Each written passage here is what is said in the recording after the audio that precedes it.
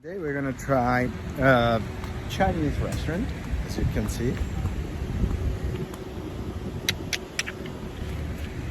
China Jade, and it's like a buffet that you pick. It's pretty much like Panda Express, the way they serve, but probably the food will be way better. So I'm excited. It's here in Christiansted. It's big, it's super big. They have a lot of room. So I'm excited to try. And let me show you, the food is beautiful. Look, a lot of options. Lot of options. All of them look good. They have fried chicken and wontons. So it would be awesome. A lot of food. Let's try beef and broccoli.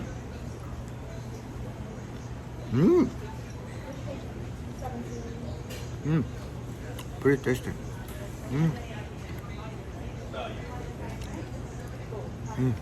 Pretty good.